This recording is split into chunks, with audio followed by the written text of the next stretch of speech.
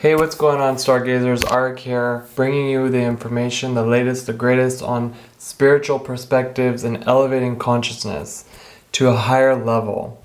So the medium I use to do that is astrology because it tells us about the different archetypes, where their positions are. These are the archetypes of creation.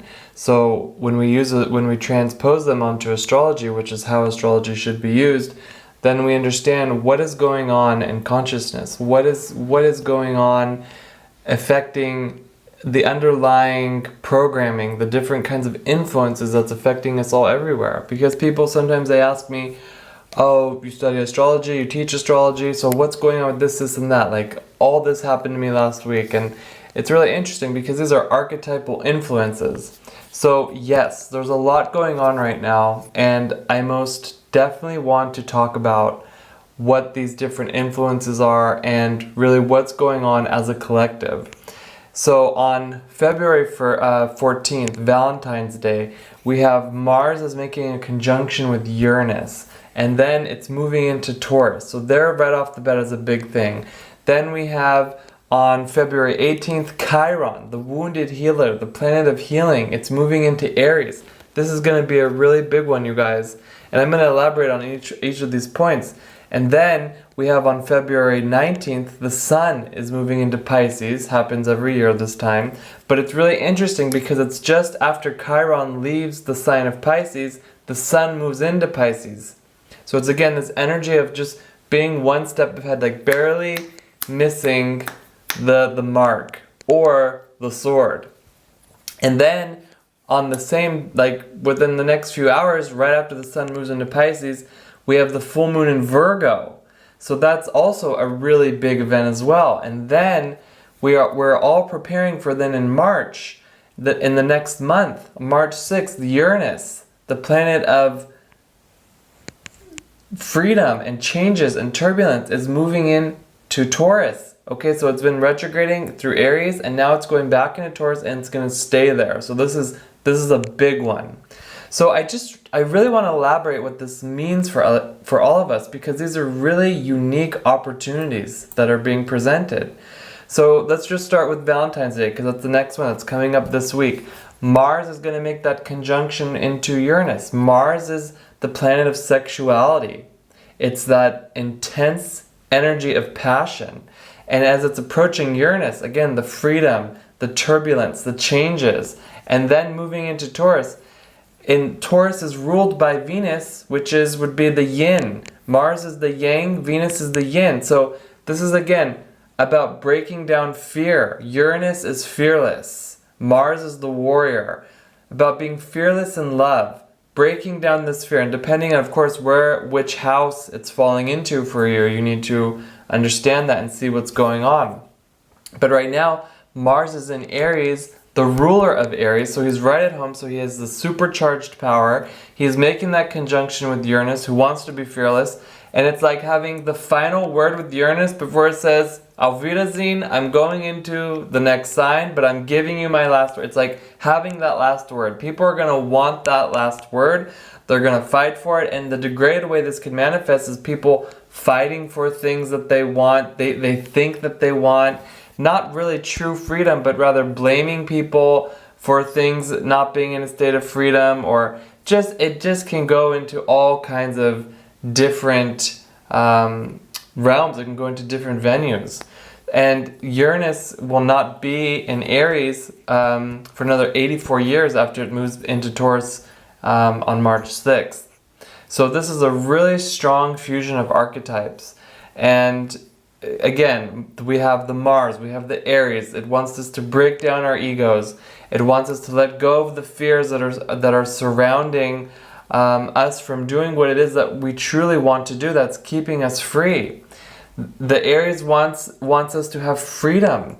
It wants us to do what we please. And Mars and Uranus in that final degree, that 29 degrees of Aries, which represents that accumulation of the entire sign, it really means that nothing is going to stop us. Also, nothing is going to stop others from really doing and doing what they need to do to find that freedom, which is what this is essentially about, finding that freedom. So there is a really strong infusion of archetypes. Again, with the Mars, the Aries, the Uranus, the 29 degrees, which is holding all the energy of the whole sign. And it's what it's also trying to tell us is that the first stages of the new journey that we recently have been on, we're seeing the first step completed. Okay, so Aries is the first sign of the zodiac, 29th degree before we move into Taurus. Now we're moving on to the second step, okay? We might feel a sense of accomplishment, which is good. Even if it's closing a chapter, new beginnings are there, new beginnings are coming. So we really have the chance to see if we still like the new path that we're on, okay? Or if we want to break it down and move into another direction. So definitely keep that in mind. So we will have the power and the will, okay, to become fearless, to continue on that new path, or to reset, reboot, and restart in another path entirely. So it's almost like you've been in the test phase and you see like we're in beta and maybe we're ready to take it to the next step. That's what this is really about. So this area of the zodiac is also a really, this 29 degrees part of Aries is a really good place also for prosperity, for protection. So it's really like we want to put in that good energy and we want to protect our recent progress to not relapse and fall back. So even if it's not exactly, if things are not exactly how we envisioned them, we need to seal our work. We need to protect our connection to that new reality and really make sure that we take care of our efforts and that the fruit of everything we've been doing can blossom without inside forces really interrupting it, okay? So I'm looking at the chart and this is, and on then what's going to happen right after that, on February 18th, Chiron, which is an asteroid, it's going to move out of Pisces, which is a really powerful statement. Okay, this is available to us all. So lots of healing is in order here, guys. So as it's in these final degrees of Pisces, it's healing the entire chart. And we are at the omega of the zodiac here. 29 degrees Pisces. Pisces is the last sign of the zodiac. The last degree of Pisces is holding the entire omega before it enters into the alpha. And that, which would be that 0 degree Aries, which we know when the sun transits that degree, it's spring, the spring equinox. So Chiron tends to create chaos. It's these deep wounds. And it creates chaos because of those deep wounds that we need to heal. But the good thing is that once we heal them, we can pass that healing knowledge onto others. But it's deep, it's karmic, it's like the deepest wound, and it often represents where in past lives we've gotten into indulgence and we just didn't learn. So now I just really love this because it's in the omega of the zodiac, so the whole zodiac is receiving that healing energy before it moves into Aries. So we have a chance to massively heal the whole zodiac, all of the signs, and everybody that's involved in it. So yes, it comes as no surprise that this year I am offering 2 Chiron Point healing workshops, which is my system of astrological healing. And one will be in Hollywood, at Liberate Hollywood. And then the next one is going to be in Bali at the IKC International Conference. And there you will learn how to find the Chiron Point on the body, to learn about Chiron in your chart, and how to use that to seal that. Because once you have that Chiron Point sealed, then healing can really begin, it can really occur. So now Chiron, it has been in Pisces because of retrograde. But after this, it's not going back into those Piscean waters. It's been in there a long time, healing psychic wounds, healing spiritual wounds, healing religious wounds even, the connection to the spiritual. And now Pisces is ruled by Neptune, so it's been all about letting go of being a victim, letting go of being a martyr, letting go of blaming everybody else for the situation you're in. Healing that victim consciousness. When it moves into Aries, it's about healing, taking responsibility for who you are. Being able to lead in our lives. Being able to pioneer in our lives into new worlds. Now in Aries, Chiron in Aries is also going to be a healing journey of self-discovery. We've healed the entire zodiac again with that Omega degree in 29 degrees Pisces, and that Alpha degree, we are establishing the healing that we want to have throughout the next rotation throughout the zodiac. This is an amazing and unique opportunity, you guys, for anybody who's watching this. If you had your kind point sealed, do it like obsessively throughout the cycle. So we've seen the spiritual unfoldments. We've gained healing through meditation, and we've done our best to integrate these changes into our body while Chiron was transiting Pisces. Now in Aries, we're going to heal our vision, our sight, our actual vision and sight, as well as the vision that we have of things that we need to bring order to. We need to bring structure and organization. So we want to remember the root causes and where the things need to be changed. Okay? The law of cause and effect. Okay? We don't want to work on the level of effect. That's the facade. We want to work on the level of cause, where we can actually make a change that will stick. Okay? So we need to have that facade. It's very important to always have that, because you need that to be in the world.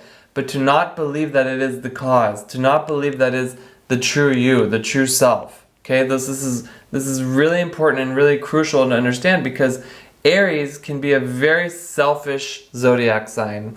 And so we need to be careful, we need to be wary and cautious of selfish healers.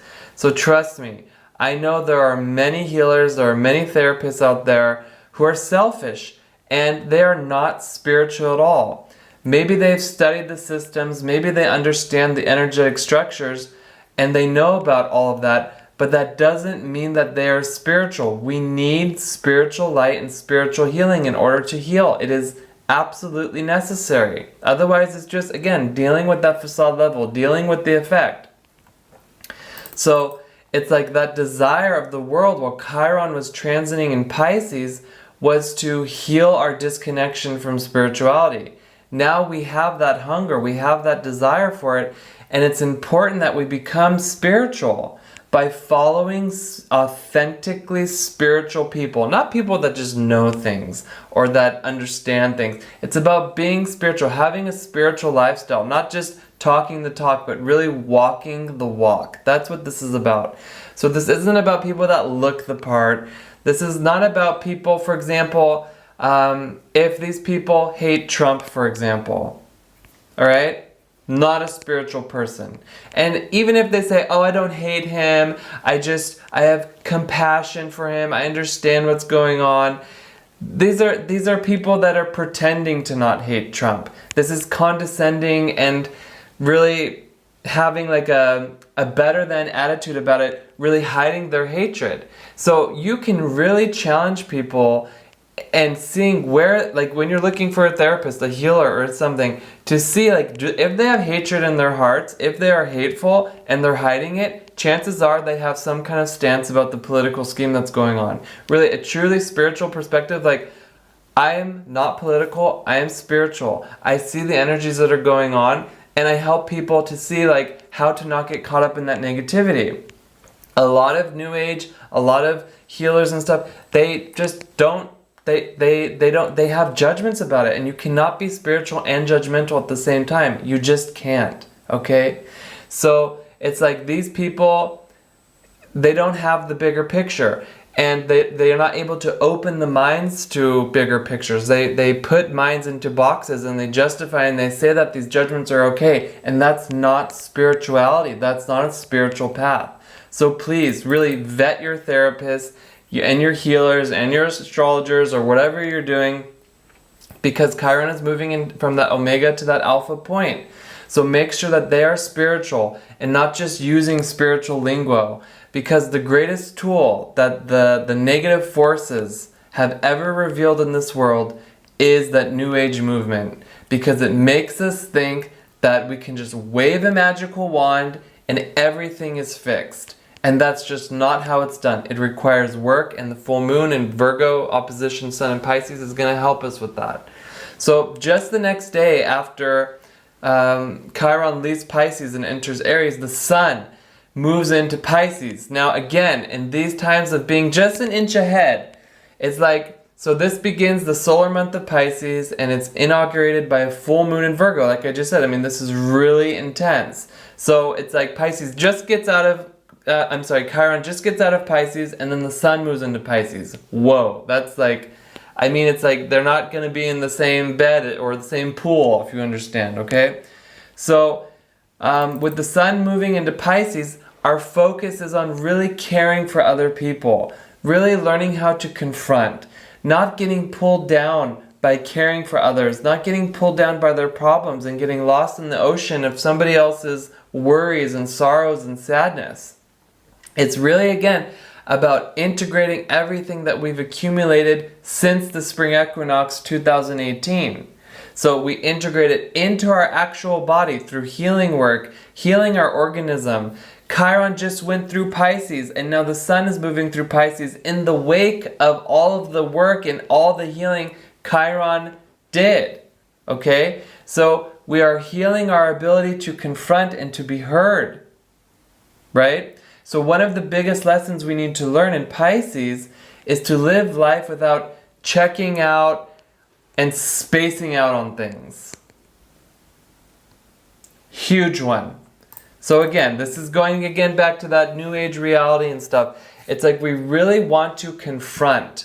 We really want to not get spaced out on new age systems, drugs, fantasies about other people that we have, checking out, thinking that that's healing. Okay? Pisces is ruled by the planet Neptune. There's a lot of imagination, there's a lot of power there. So it can be used to keep us in the prison of delusion. Absolutely. So we want to break free. We want to break out of it. Otherwise, you're going to go another round. You're going to go another round with the same old illusion, the same old BS, the same old thing going on. We do not want to drug ourselves to get through reality. That's not how we use that sun in Pisces in the wake of Chiron going through Pisces energy. So, and we are supported with this because the full moon in Virgo is happening right after the sun moves into Pisces, and it can help us get grounded, get into reality. Virgo is an earth sign. Pisces is the water sign. It wants to help ground that deep submerge of Pisces. So the full moon is really about allowing ourselves to follow through with the things that we've begun. I will have more about that on my article, on my site, the full moon article, and we'll go even deeper with the moon meditation, the full moon meditation workshop video course on my site as well. Please check it out on arikxander.com. And then what's happening then in March is then Uranus, like I said, is moving into that constellation of Taurus, the earth sign, and it's going to stay there. We see that the financial market is changing. We have the cryptocurrency. We don't know really what's going to happen. There's no doubt about it. Taurus also, because Taurus rules over money, Taurus also rules over food, all kinds of sustenance. There's going to be changes with the food that we eat. So many things are going on with this transit because Uranus rules over change. Hopefully it's going to make us fearless. I mean, we have a while to work on it. Also, Taurus is ruling over religious systems and all these different kinds of, just really all systems in general. So there's going to be a big turbulence through dogmas and all the religions, and everything's going to be shaken up. So it's a time of changes in all these regards.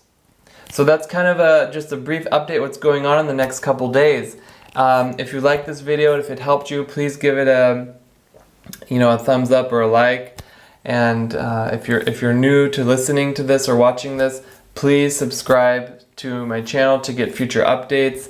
You can also head over to arikxander.com, subscribe to my VIP newsletter to become a stargazer and get all kinds of information and the recent articles as it's going up, because it's really important to be updated on what's going on in consciousness. So I thank you guys very much. Have a good one. See you next time, and happy Valentine's Day.